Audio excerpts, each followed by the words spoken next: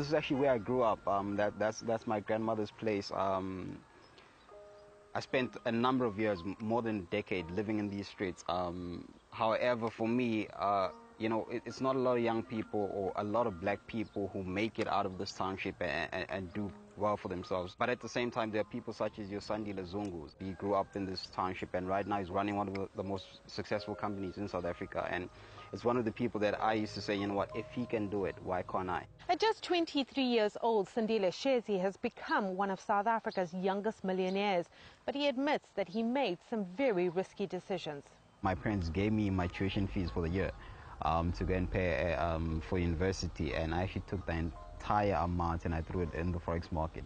I actually started trading through Standard Bank online, where I was buying and selling stocks. But at that time, I didn't really take it that seriously. After working on a few businesses, I realized that, you know what, if I really put my entire energy into this thing, I could actually make it big.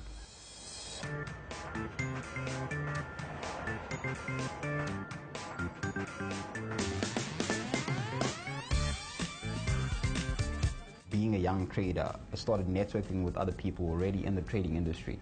That's when I was introduced to what we call currency trading, which is the forex market. Then I moved over. When we started the business, it was very challenging and difficult. For us as young people, we never studied business management. We don't come from an economics background or those kind of things. For us, it was more about, you know what, get a company registered, just get it off the ground, open an office, and just jump in the deep end. And of which, when we got started, that's when we realized things are not as easy as they look. You can't just open a laptop and start trading. You got to understand what you're doing, and that's where my company comes in. That for us, it's about grooming people and making them understand that when is the right time to buy, when is the right time to sell, and how do you go about avoiding losing your capital.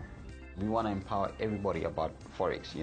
We want to make sure the masses know about trading. I might be holding on, and I end up having a repeat of what happens to the Zim dollar. I hold on, it loses more value. I hold on, it loses more value. Eventually, what I'm holding on to has no value. As a company, we do what we call free beginners classes. So essentially, anyone and everyone, irrespective of background or education, qualification, they can come through for a free beginners class, of which there is no fee for that. They don't even pay for the seats when they attend. And essentially, we pretty much give them all the basics they need about forex and what we do as a company. How did Aliko Dangote become the richest guy in Africa? I wanted to know, how did Tony Elumelu become one of the most respected billionaires in Nigeria? How did Sandile Zungu, a black boy from a township in Durban, make so many billions in his lifetime? When you get into entrepreneurship, the first thing in your mind is money. That, I need to make money, I need to feed myself, I need to be able to take care of my expenses. But once you have done that, you start looking at a bigger picture that, you know what, I've got employees to take care of. I've got people to make sure that we take care of. We've got clients in a number of different cities. So for me, it's more about giving value than just making money at this point.